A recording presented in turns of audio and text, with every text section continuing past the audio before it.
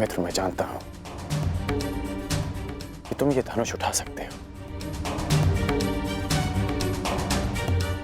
परंतु स्मरण रहे कि तुम अपने पांव के मध्य तनिक दूरी बनाए रखना, ताकि तुम धनुष का बोझ संभाल सको।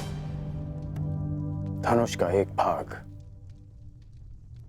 भूमि पर रखना, ताकि प्रत्यंचा चढ़ाते समय धनुष तुम्हारे हाथ से छूटे ना।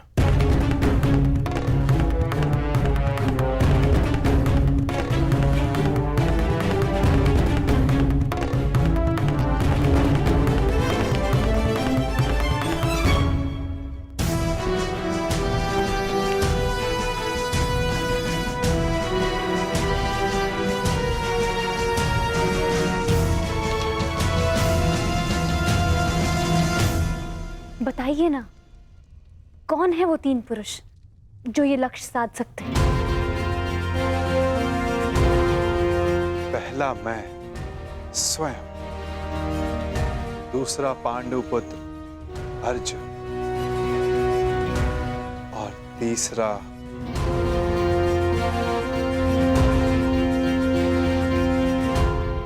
मैं राधेकर।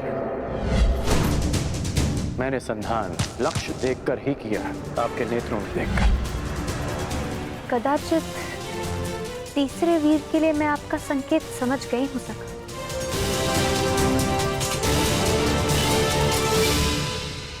परंतु वो इस स्वयंवर में भाग नहीं ले रहा है। आशा यही है सखी, परंतु नियति क्या कहे कौन जाने।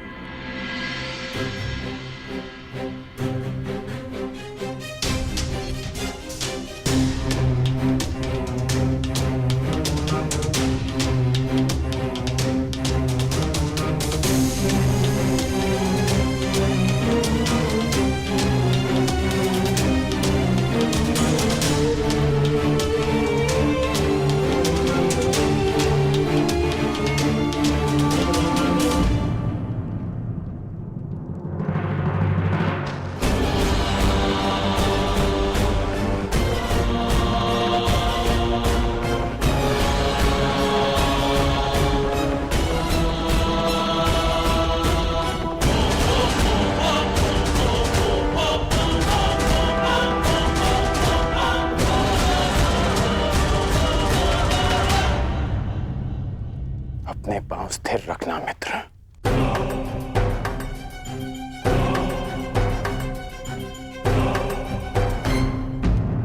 अब धनुष का एक भाग भूमि पर रखो।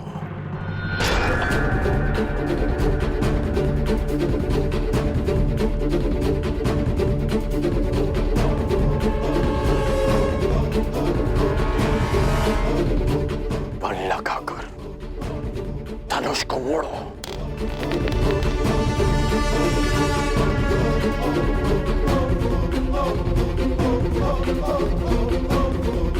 धैर्य रखना मित्र, तभी प्रत्यंचा चढ़ा पाओगे। ये दुष्ट कहीं लक्ष्य साध न ले। नहीं भ्राताश्री, उसकी पकड़ दुर्बल है और प्रत्यंचा तेलीय है, दुर्योधन के हाथ से फिसल जाएगी।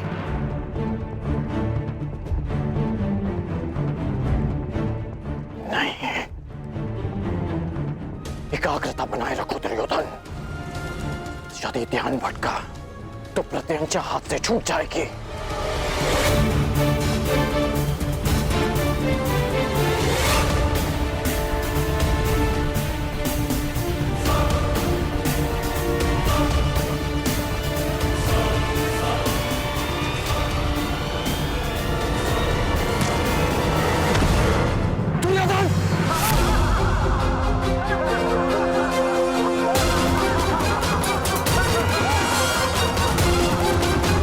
ha ha ha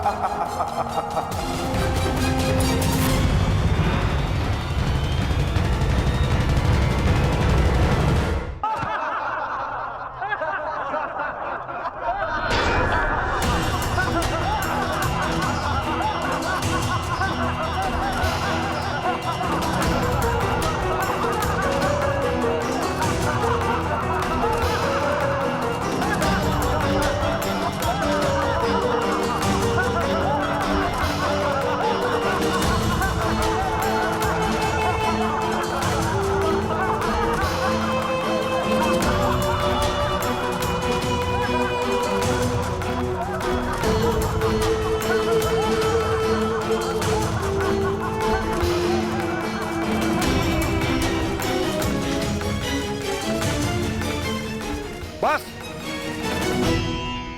क्या यही है संसार के सर्वश्रेष्ठ योद्धा? क्या इसी क्षमता के बल पर मेरी पुत्री का वरण करने आए थे आप लोग? प्रतीत होता है गुरुओं में अब वो क्षमता ही नहीं रही जो अपने शिष्यों को युद्ध कौशल सिखा सके।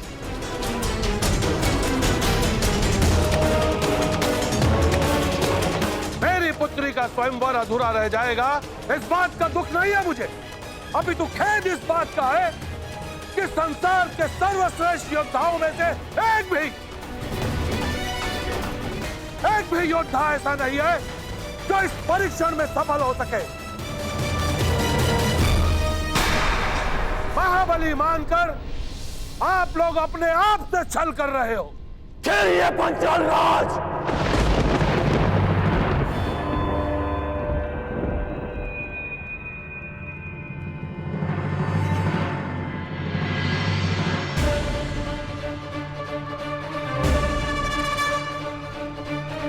मैं स्वयंवर में भाग नहीं लूंगा, परंतु जब तक यह स्वयंवर न्यायपूर्वक चलेगा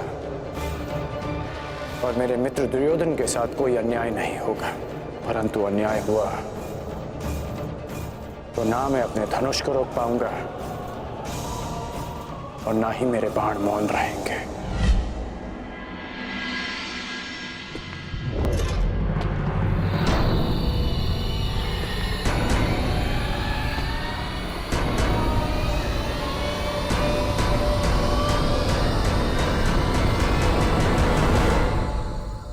छल तो आपने किया है।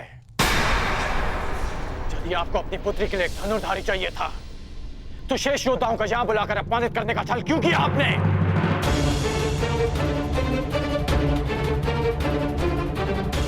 यदि बल, बुद्धि, दृष्टि, एकाग्रता और लक्ष्य पर प्रहार करने की क्षमता जांचनी थी तो केवल धनुर्विद्या का परीक्षण क्यों? खड़क युद्ध क्यों नहीं? गदा कौशल क्यों नहीं? आप वसुदेव कृष्ण के परीक्षण पर संदेह कर रहे हैं। आप इन पर पक्षपात का आरोप लगा रहे हैं भद्र पुरुष।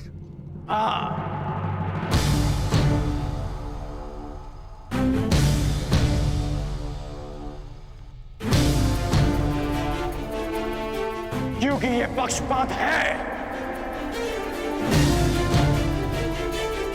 यदि ये गदा कौशल का परीक्षण होता तो मेरे मित्र युवराज दुर्योधन यहां उपस्थित सभी योद्धाओं को पराजित कर देते, परंतु नहीं, आपने ये परीक्षण एक पक्षीय रखा और उस पर आप महान गुरुओं की शिक्षा दीक्षा का अपमान कर रहे हैं। तो पांचाल राज, आपको आपकी ललकार का उत्तर अवश्य मिलेगा। एक शिष्य अपने गुरु के मान के लिए आपकी ललकार स्वीकार करता है।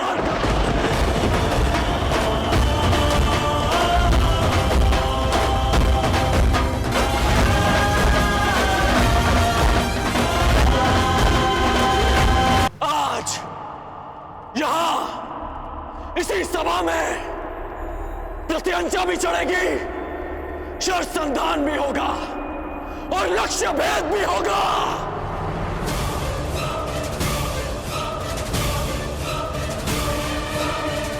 मैं परशुराम शिष्य राधेकर ये लक्ष्य भेद स्वयं करूंगा।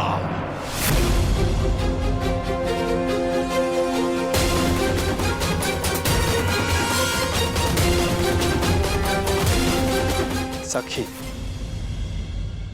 यदि तुम्हें ज्ञात हो कि अर्जुन जीवित है तो क्या करोगे? वो सब जो मेरे जीवन का उद्देश्य पूरा कर सके, जो कि अर्जुन से विवाह के पश्चात ही संभव है। तो फिर देखो सखी, वो तीसरा वीर जो इस परीक्षण में सफल हो सकता है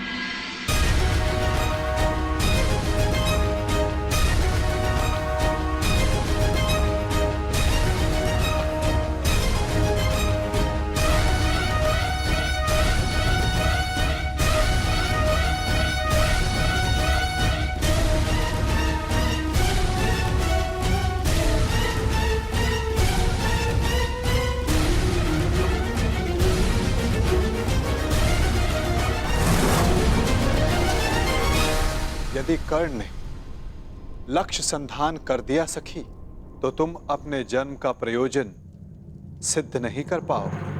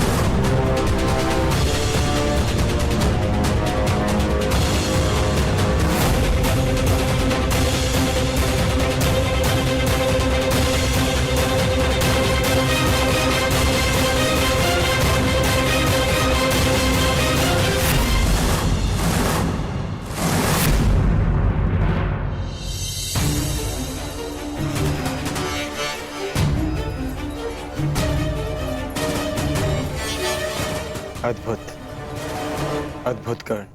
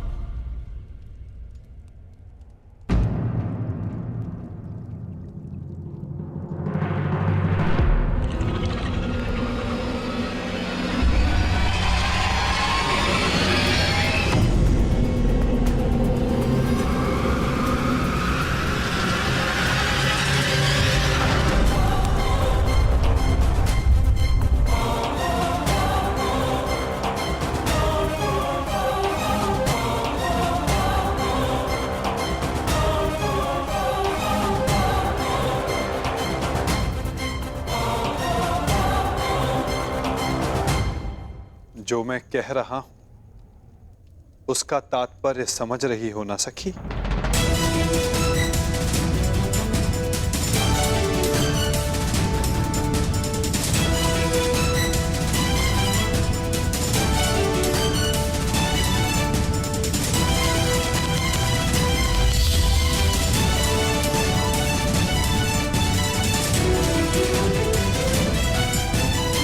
बिना देखे आपने लक्ष्य संधान कैसे किया? आपके नेत्रों में देखकर।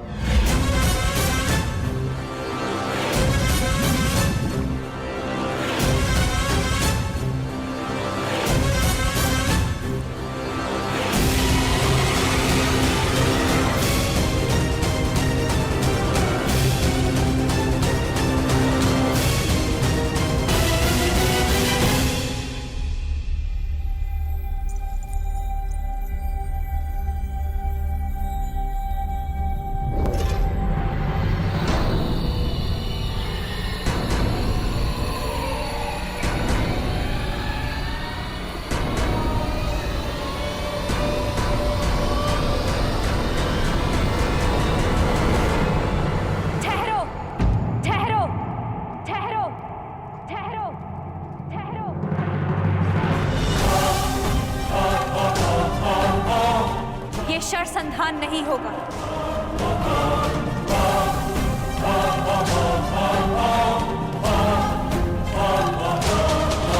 परंतु क्यों?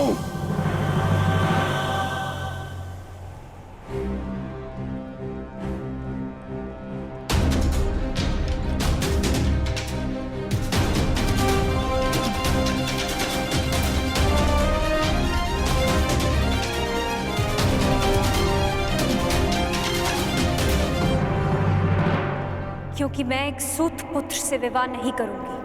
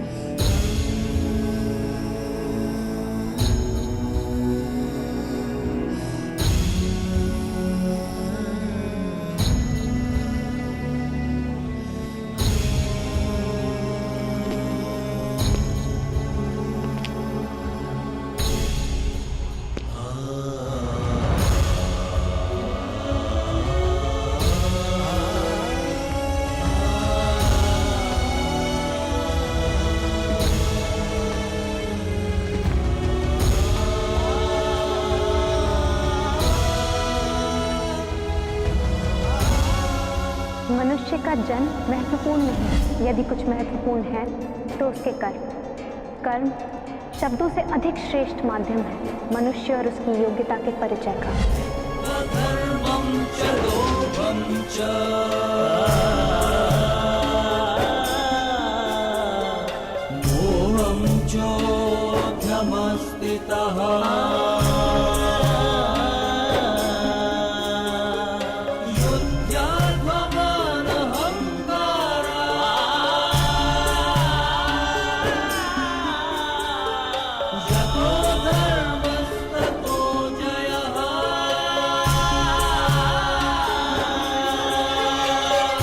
बधाई हो याज्ञसेनी, आज आपने सिद्ध कर दिया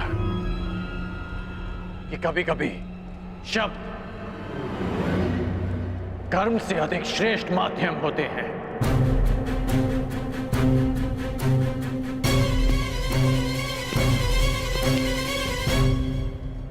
व्यतीत ना होकर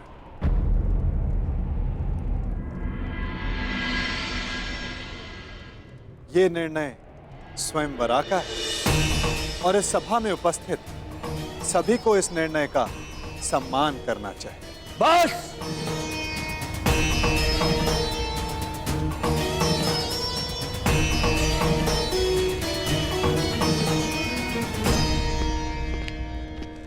बस पांचाल नरेश, बस। ये कैसा खेल है? आप अपनी पुत्री का विवाह करवाना चाहते भी थे या नहीं?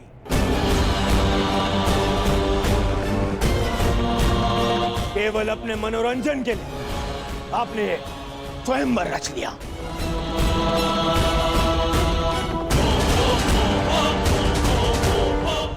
आपने आर्यव्रत के बड़े बड़े शूरवीरों को यहां आमंत्रित किया। किसी को ज्ञात भी नहीं था कि परीक्षण में होने क्या वाला है।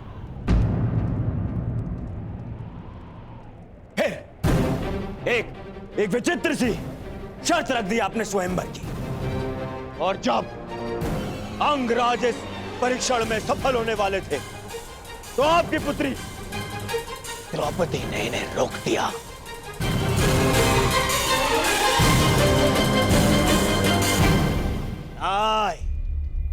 ये स्वयंवर नहीं है, छल है, छल। युवराज दुर्योधन, ये स्वयंवर पांचाली के विवाह के लिए रचा गया है हस्तिनापुर युवराज दुर्योधन। और स्वयंवर स्पर्धा नहीं होती, स्वयंवरा को अधिकार है अपने वर के चयन करने का, जिसका द्रौपदी ने प्रयोग किया।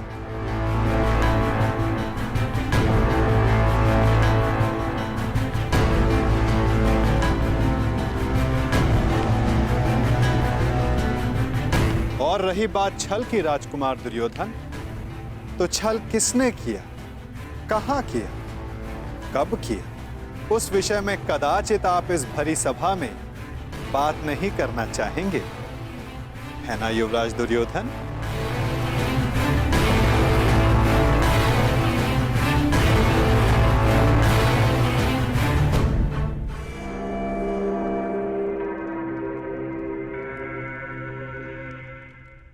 सम्राट!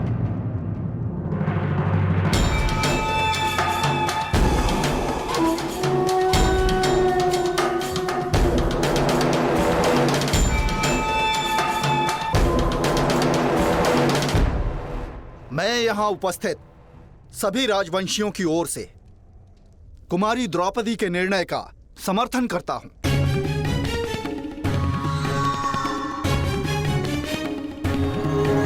मुझे तो युवराज दुर्योधन की सोच पे आश्चर्य हो रहा है। राजकुल से होकर भी ये उन्होंने सोच कैसे लिया कि पांचाल नरेश अपनी पुत्री का विवाह एक सूत पुत्र से करेंगे। सावधान मंत्री नरेश। सावधान तो आपको रहना था। आप कर्ण को इस सभा में लाने की भूल कैसे कर बैठे? जाइए अंगराज कर्ण, जाइए, जाके अपने अश्वों की राज संभालें। यह क्षत्रियों का स्वयंवर है, जाइए।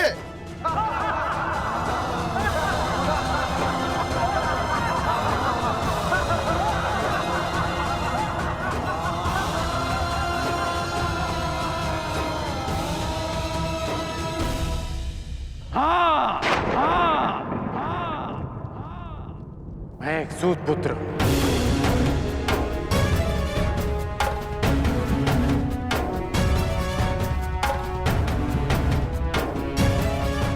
और मुझे गर्व है कि स्वयं को क्षत्रिय समझने का अभिमान करने वाले महारथियों का मार्गदर्शन एक सूत ही करता है। पथ निर्धारित करने वालों को यह नहीं भूलना चाहिए, जो खड्ग और गदा हाथ में लेकर वो वीर होने का दम भरते हैं, उसे कोई क्षत्रिय नहीं, एक लोहार बनाता है।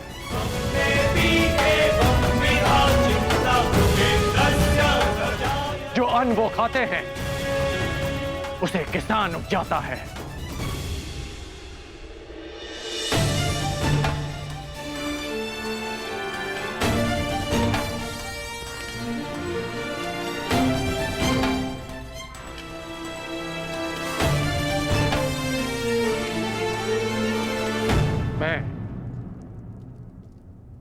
मेरा उपहास उड़ाने वालों से व्यथित नहीं हूं, क्योंकि मैं इनकी सोच वर्षों से जानता हूं।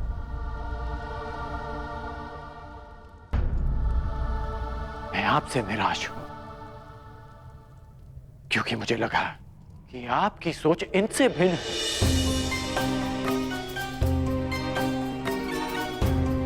इस अपमान को सहने की क्षमता स्वयं में लाने के लिए मुझे वर्षों लग गए, परंतु आश्चर्य इस बात का है कि एक सूत का अपमान करना, उससे घृणा करना कुछ दिन पहले जन्मी पांचाली इतना शीघ्र सीख गए? कैसे?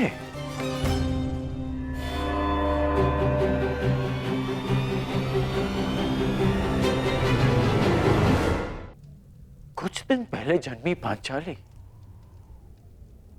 इतना शीघ्र सीख गए? कैसे?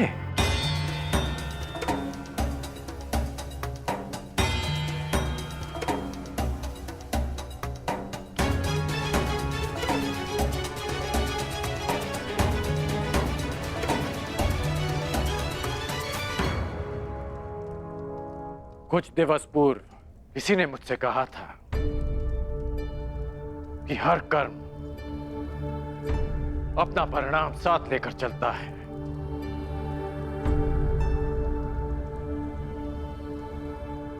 तो सुनिए याज्ञसेनी कि जो आज आपने मेरा अपमान किया, उस अपमान का परिणाम आपको अवश्य मिलेगा।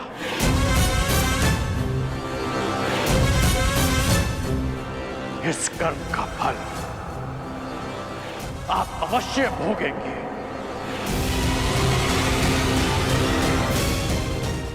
आपके शब्दों के गूंज का नाम जीवन भर आपको सुनाई देता रहेगा। स्मरण रहे।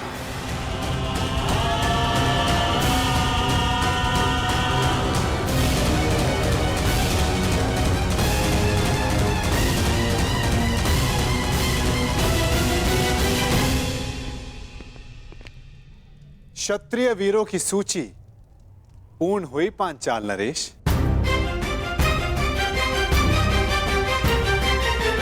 प्रतीत होता है कि अब और कोई नहीं जो इस परीक्षा में सफल हो सके।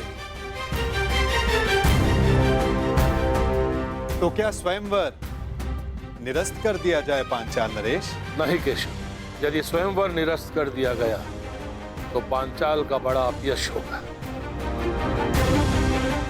कोई उपाय सोचिए।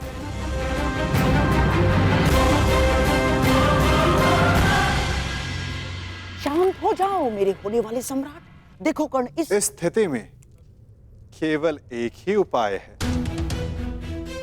स्वयंवर संपन्न हुआ, हमें यहां से चलना चाहिए। कि स्वयंवर सर्वसाधारण के लिए खोल दिया जाए।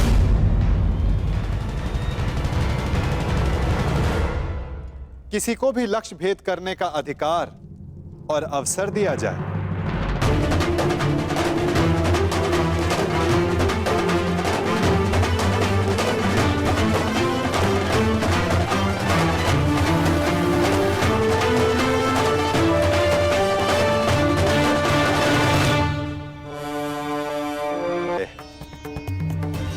स्वयंवर संपन्न हुआ, हमें यहां से चलना चाहिए। कि स्वयंवर सर्वसाधारण के लिए खोल दिया जाए। किसी को भी लक्ष्य भेद करने का अधिकार और अवसर दिया जाए।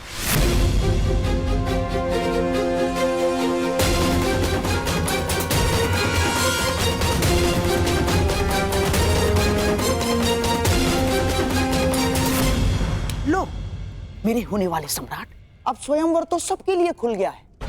जब कोई कुछ कर ही नहीं पाएगा तो कर्ण को अवश्य अवसर मिलेगा। हमें यहाँ रुकना चाहिए। नहीं मामाश्री, यदि अब हम पांचाल में रुके तो केवल एक ही कारण होगा, और वो युद्ध है, अन्यथा नहीं। चलिए यहां से।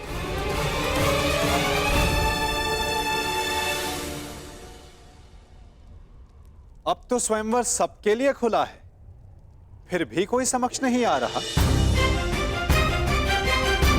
क्या मेरी पुकार योद्धाओं तक नहीं पहुंच पा रही?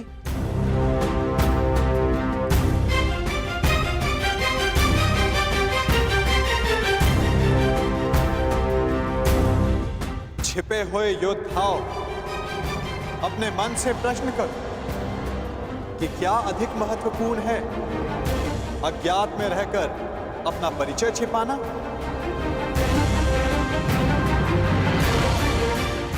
पराक्रम से अपना अधिकार पाना, अपनी श्रेष्ठता सिद्ध करना। क्या कोई योद्धा नहीं जो ये लक्ष्य साध सके? क्या किसी की भुजाओं में बल नहीं? यदि है तो मैं उसका आवाहन करता हूं। अर्जुन, आगे बढ़ो।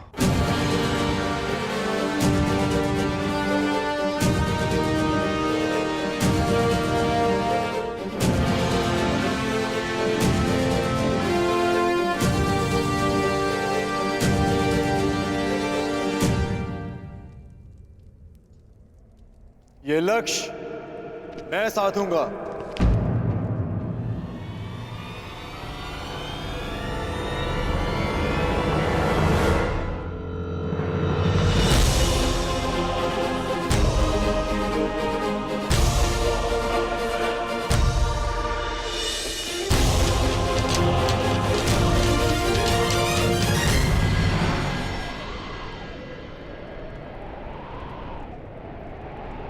जब वो क्षण आएगा तुम्हें स्वयं अनुभूत हो जाएगा सखी।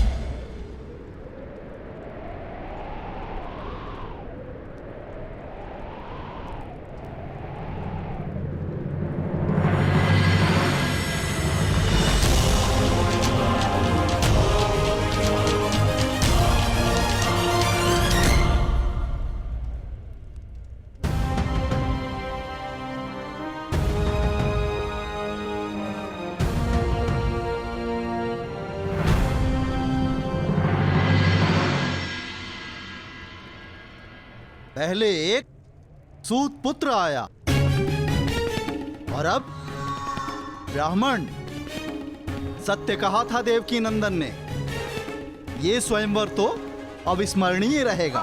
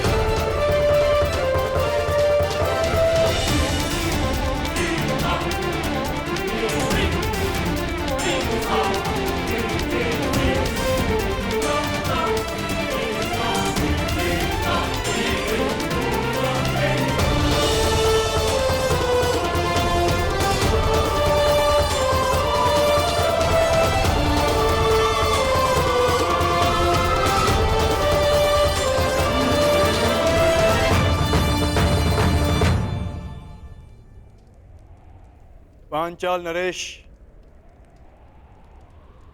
लक्ष्य संधान की अनुमति चाहूंगा। ब्राह्मण देवता, आप भूलवश यहाँ आ गए हैं। यज्ञशाला दूसरी ओर है और भिक्षादान द्वार पर हो रहा है। जाइए। सुना है ब्राह्मणों के श्राप में बड़ी शक्ति होती है। ऐसा ना हो कहीं इस मीन को श्राप देकर नीचे गिरा दें।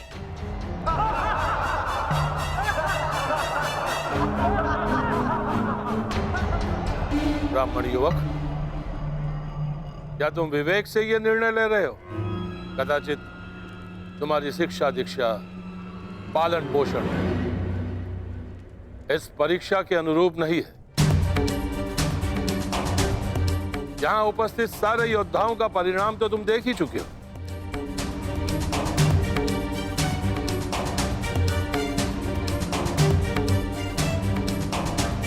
मैं आपके विचारों से सहमत हूं पांचाल नरेश, परंतु ब्राह्मण के बल पर संदेह नहीं करना चाहिए।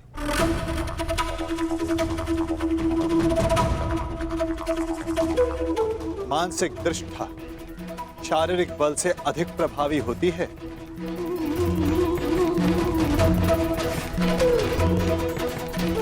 दिव्य अस्त्र का आवाहन करने वाले मंत्र ब्राह्मणों की शक्ति होती है।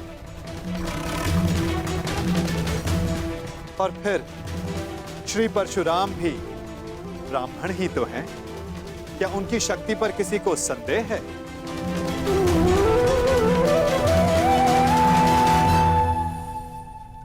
वासुदेव, इस युवक को अनुमति दिलाने के लिए इतना बल क्यों दे रहे हैं? छोड़ो ना मित्र, जितना अपमान सहना था सह लिया। अब यहां रुकने का कोई अर्थ नहीं। चलो यहां से। रुको, मैं ये देखना चाहता हूं कि यहां क्या होने जा रहा है। और जैसा कि मैंने पहले भी कहा पांचाल नरेश, ये स्वयंवर है। अंतिम निर्णय द्रौपदी का होगा।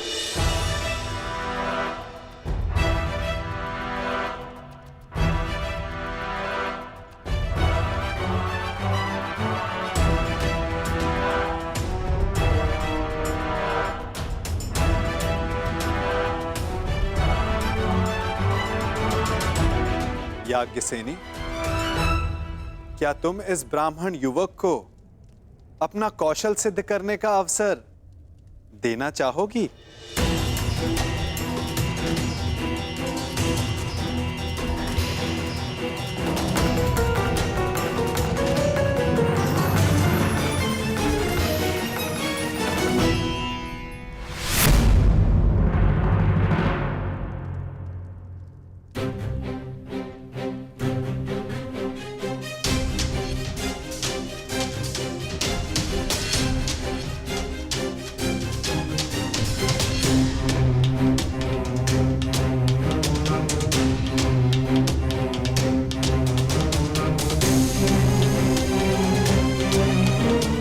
ब्राह्मण युवक, तुम्हें अनुमति है।